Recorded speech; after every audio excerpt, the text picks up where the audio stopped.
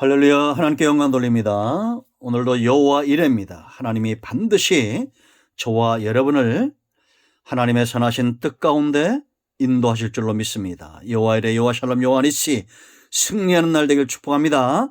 자, 오늘은 22장을 보겠습니다. 묵상합니다. 기도합니다.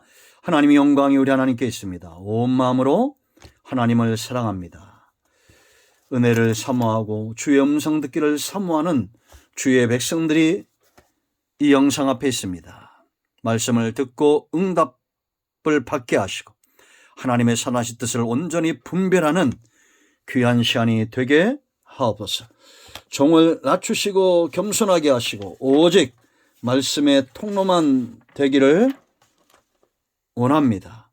하나님의 능력과 지혜로 이 말씀의 깊은 것들을 열어주시고 무엇보다 율법 가운데, 규례 가운데, 말씀 가운데 나타난 하나님의 긍휼의 마음을 알게 하옵소서. 오늘도 말씀하실 하나님을 찬양합니다. 예수님의 이름으로 사모하며 기도합니다. 아멘. 자, 오늘은 22장입니다. 마지막 절 한 절만 보겠습니다. 31절, 너희는 내게 거룩한 사람이 될지니 들에서 짐승에게 찢긴 동물의 고기를 먹지 말고 그것을 개에게 던질지니라. 아멘. 여러분, 22장의 주제를 삼는다면 거룩한 백성으로 살기를 원하시는 하나님의 마음 이렇게 제목을 달 수 있습니다.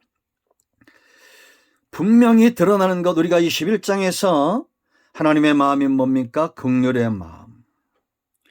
하나님의 백성들의 삶, 연약한 자들의 생명, 그들의 재산을 귀하게 여기시는 하나님의 긍휼의 마음이 드러납니다.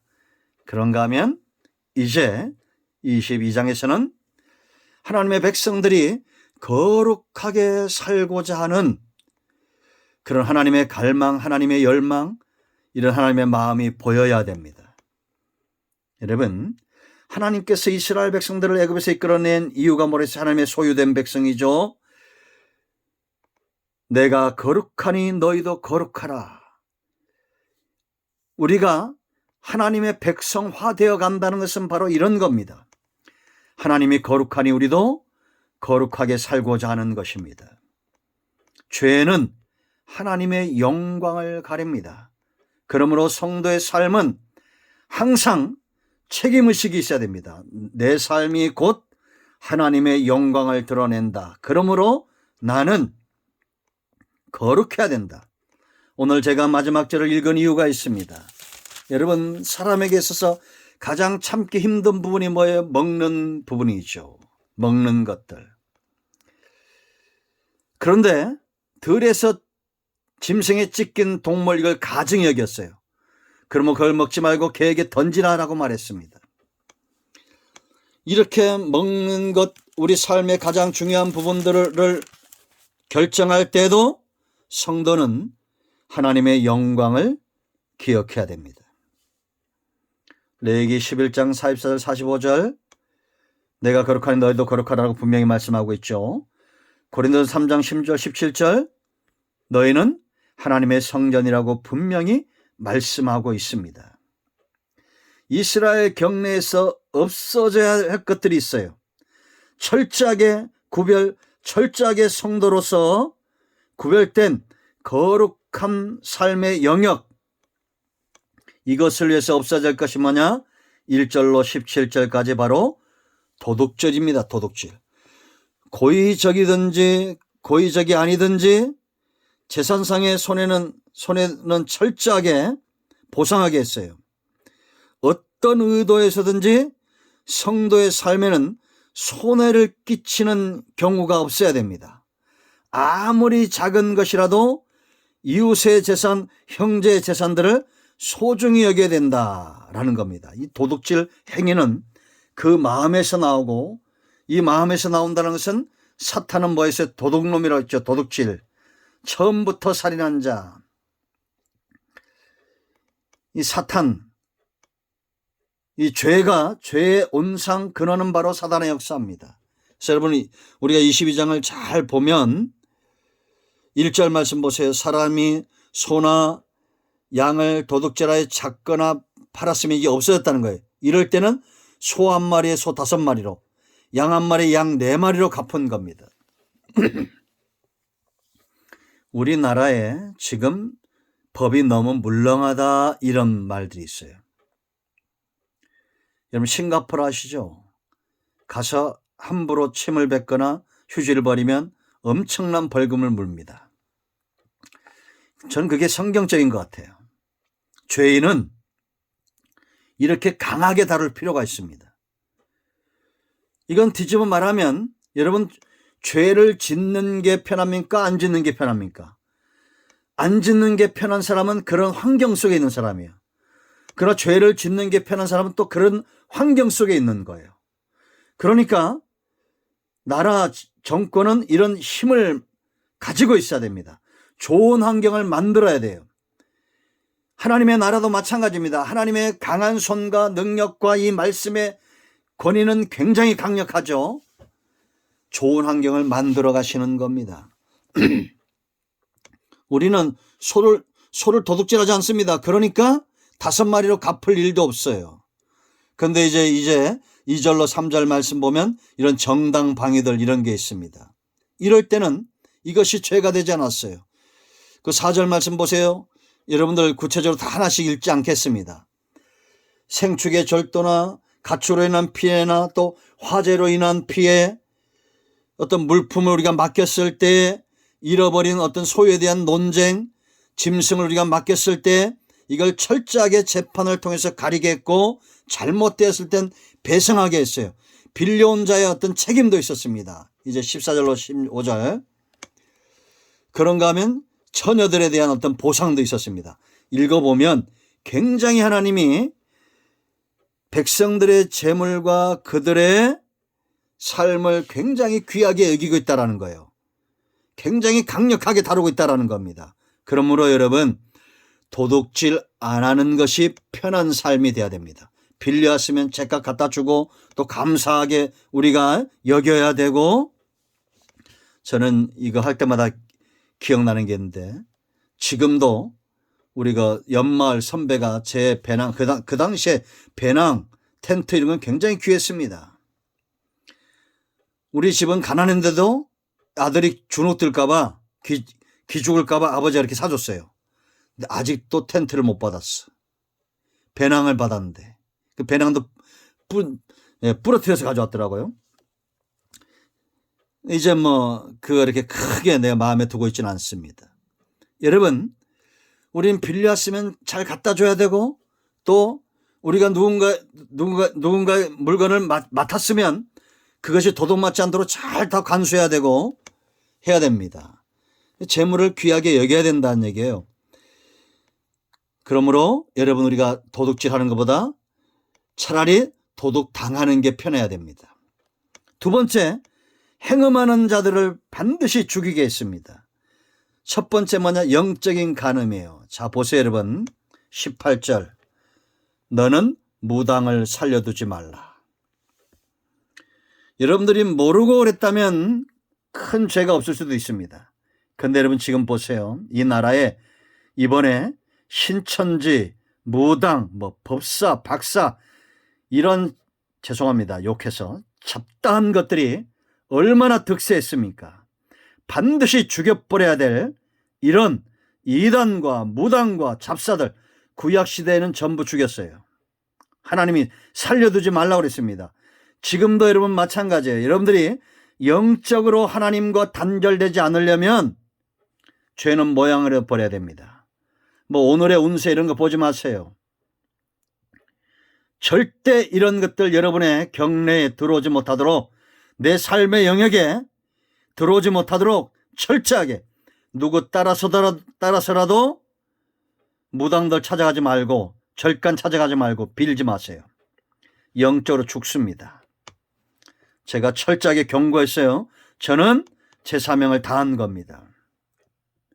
행음하는 자들, 짐승과 교합하는 자, 다른 신을 섬기는 자 다 죽이겠습니다. 읽어보세요 여러분. 쭉 읽어보면 어렵지 않습니다. 성도의 육체와 영혼은 굉장히 귀한 겁니다. 성전이 거룩히 구별하게 하셨다라는 겁니다. 그리고 가난한 자들을 보호했어요. 그러니까 여러분, 우리가 사는 경내에서는 누가 존중을 받아야 되느냐? 연약한 자, 가늠하는 자입니다. 가난한 자들이에요. 그래서 여러분, 죄송합니다. 21절 보면 나그네들, 또 과부나 고아 22절 해롭게 하지 말라고 그랬습니다. 23절 보세요. 여러분, 네가 만일 그들을 해롭게 함으로 그들이 내게 부르짖으면 내가 반드시 그 부르짖음을 들으리라. 여러분, 나그네와 과부와 고아들은 기도응답이 빠릅니다. 이건 제가 웃자고 하는 얘기가 아니라 하나님은 연약한 자들의 기도를 빨리 들어주십니다. 그러므로 여러분, 이런 자들, 이런 분들과 하나 되어 기도하고 그들의 아픔에 같이 울고 그들의 웃음에 같이 웃어주세요. 24절 보세요. 여러분, 이런 표현 성경에 많지 않습니다. 나의 노가 맹렬함으로 내가 칼로 너희를 죽이리니 너희의 아내는 과부가 되고 너희 자녀는 고아가 되리라. 참 무섭습니다. 하나님은 이만큼 연약한 자들 편에 있다는 얘기예요. 그러니까 여러분, 우리는 어떤 삶이 편해야 됩니까? 이런 가난한 자들과 함께 울고 함께 웃는 게 편해야 되죠. 연약한 자들을 비방하고 욕하고 그들을 해코지 하는 게 편해야 됩니까? 아니잖아요. 저와 여러분의 삶의 경내에서는, 우리 삶의 영역에서는 연약한 자들이 대우를 받아야 될 줄로 믿습니다. 아멘. 그래 25절 보세요. 네가 만일 너와 함께한 내 백성 중에서 가난한 자에게 돈을 꾸어주면 너는 그에게 채권자 같이 하지 말며 이자를 받지 말 것이며 네가 만일 이웃의 옷을 전당 잡거든 해가 지기 전에 그에게 돌려보내라. 그것이 유일한 옷이라. 그것이 그의 알몸을 가릴 옷인즉 그가 무엇을 입고 자겠느냐. 그가 내게 부르짖으면 내가 들으니 나는 자비로운 자임이니라. 저와 여러분의 삶의 경내에 하나님의 긍휼이 있게 하세요. 하나님의 자비가 풍성하게 넘치게 하세요. 가난한 자들의 것을 빼앗지 말고 그들에게 오히려 나눠주고 베푸는 삶을 살기를 축복합니다. 자, 네 번째, 지도자들을 존중히 여기라. 28절 말씀 보세요, 여러분. 28절, 22장 28절입니다. 다 같이 읽습니다. 너는 재판장을 모독하지 말며 백성의 지도자를 저주하지 말지니라. 엊그제 선거가 끝났는데 지난주에 이제 누가 당첨됐든지 누가 대통령이 됐든지 이제부터 우리는 삶이 달라야 됩니다. 그분을 위해서 기도하고 이 나라를 위해서 기도해야 됩니다. 모든 권세는 위로부터 오는 겁니다. 지도자들, 재판장들을 위해서 우리가 모독하지 않고 저주하지 않고 기도할 때 그 복이 우리에게 임하는 겁니다. 아멘 하십시오. 여러분이 찍은 사람이 대통령이 됐든지 찍은 사람이 떨어졌든지 이제는 모든 모독과 저주를 멈춰야 됩니다. 자, 다섯 번째 29절로 31절 하나님께 드림, 자원에서 이 드림의 삶을 살아야 돼요.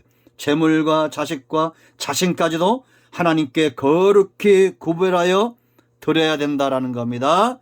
자, 중요하기 때문에 이 부분을 읽고 넘어갑니다. 29절 보세요, 여러분. 너는 네가 추수한 것과 네가 짜낸 즙을 바치기를 더디하지 말지며 네 처음 난 아들들을 내게 줄지며 네 소와 양도 그와 같이 하되 이랫동안 어미와 함께 있게 하다가 여드레 만에 내게 줄지니라. 아멘. 11조의 삶입니다. 우리 여러분 11조를 드리는 것은 내 모든 소유가 다 하나님 것이라는 그런 신앙의 고백이고 이것은 하나님께 심는 것이고 하나님께 투자해요. 반드시 복을 받게 될 것입니다. 그러므로 여러분, 안 드렸다고 해서 저주를 우리가 선포한다거나 우리가 저주를 두려워해서 하나님께 11조를 드린다거나 이런 게 아닙니다. 하나님, 이 모든 것은 다 하나님의 것입니다 하고 하나님께 맡기는 표예요. 하나님이 여러분들을 복을 안 줄런지 여러분 한번 시험해 보세요. 말라기에 하나님을 시험할 수 있는 것이 바로 11조라고 그랬죠. 그러니까 불안해서 저주받을까 봐 그렇게 하지 말고 하나님 앞에 맡기는 삶을 살라라는 겁니다. 31절 아까 읽었죠. 우리의 먹는 문제도 거룩하게 내 자신을 하나님께 드려야 된다는 겁니다. 자, 이제 정리합니다. 저와 여러분의 삶의 경내에 거룩한 모습만 있게 하십시오. 하나님이 기뻐하는 삶, 하나님의 긍휼이 넘치게 하고 하나님의 자비가 넘치게 하고 거룩함이 넘치게 하는 그런 우리 삶의 영역이 되어야 될 줄로 믿습니다. 기도합니다. 하나님, 이 말씀대로 되게 하여 주시옵소서. 마음이 상한 자, 병든 자 치유하시고 회복시켜 주시옵소서. 예수님의 이름으로 사모하며 축복하며 치유하며 기도합니다. 아멘. 할렐루야. 응답되었습니다. 이런 모두 축복합니다. 아멘.